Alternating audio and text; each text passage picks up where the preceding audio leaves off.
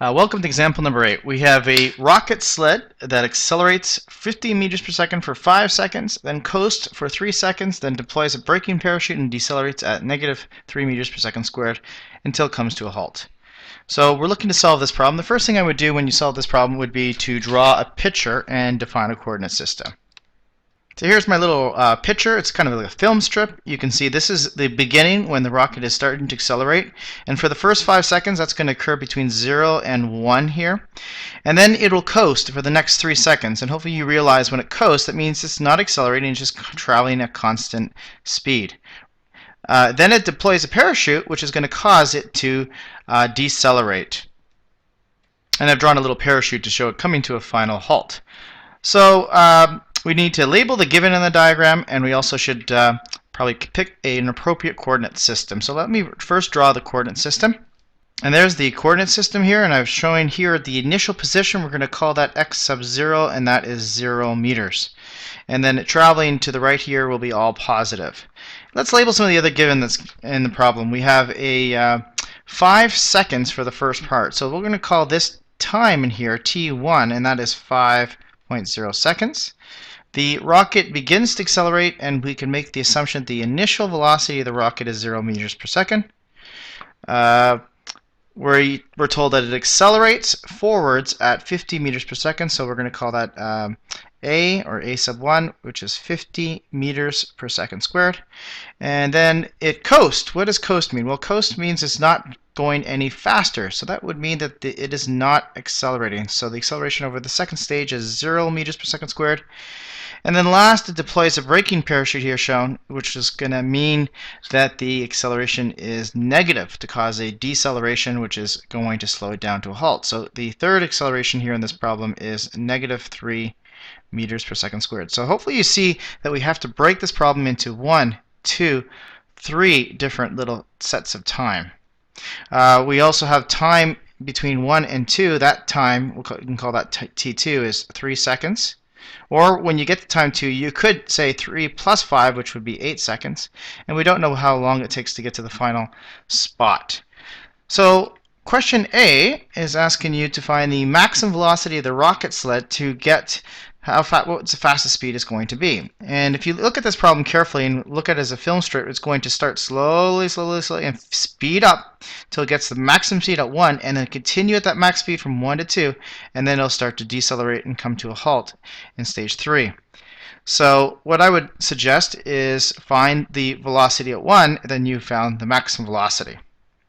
So we'll use the first kinematics equation. That's v final. The final velocity is equal to the initial velocity. That's times 0, v0, plus a times t. And since we're looking for 0 to 1, we'll call that t1. And then we'll call this v1 for velocity 1. The initial velocity is 0. So we just have to plug in our next acceleration of 50 meters per second squared for a time of 5.0 seconds. And that's going to give you a velocity of 250 meters per second, which is the maximum velocity. So the next part is to find the total distance that is traveled by this rocket sled. And if you look at this, you really have to think about this 3 different distances. You have this distance here, we can call that delta x1. You have this distance here, delta x2. And then you have the last distance, delta x3. So you'll need to find all 3 distances, and that will be your total distance. So your max distance, we can say x sub 3, is really delta x1 plus delta x2 plus delta x3. So let's start to find out what the distance it traveled in the first 5 seconds. So x sub 1 equals x sub 0, which is 0, plus v sub 0t, which is also 0 because the initial velocity is 0, plus 1/2 at squared. That's the acceleration in the first stage, and the time during that period, which is 5 seconds squared. So go ahead and plug in here. You have 1/2 times 50 meters per second squared times 5.0 seconds squared. So delta x1 will be equal to really x1 in this case, which is 625 meters. Okay, so that's the first distance. Now we need to find the second distance while it's coasting along with no acceleration. So let's use the distance equation once again. X sub 2 equals x, where it is at that position, x sub 1 I suppose, plus v1 times t plus 1/2 times a2 times t squared. So depending on how you look at this, you could include the 625 meters right into here, and that will give you the total distance from the origin all the way to position 2. Or you could just find the delta x2, which is just the difference. So you could look at delta x2 is really,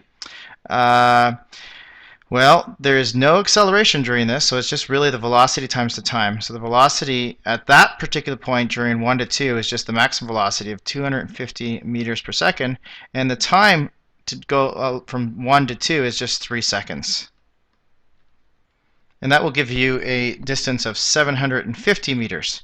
So now the last piece of information we need to find is what is the distance it travels from 2 to 3. And we know that it comes to a halt, so the final velocity at 3 is 0 meters per second, and the velocity at 2 is the same as the velocity at 1, which was 250 meters per second.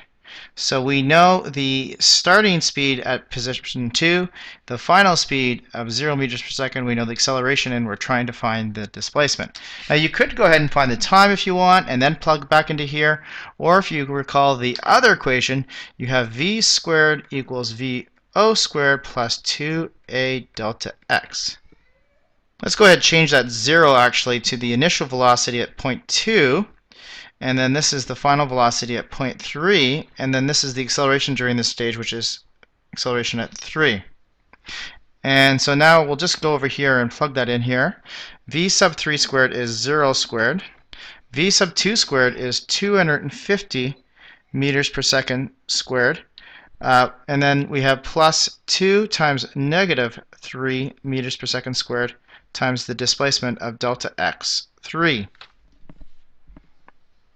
And if you solve algebraically for the delta x3, the displacement from 2 to 3, and that will give you 250 squared divided by 6, which is 10,417 meters approximately.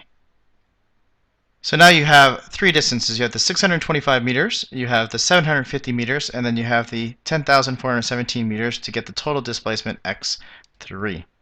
So x3 is equal to 625 meters plus 750 meters plus 10,417 meters, and add all those distances up, and you'll get a distance of 11,792 meters is your total displacement from the origin to where the sled is after it comes to a final halt.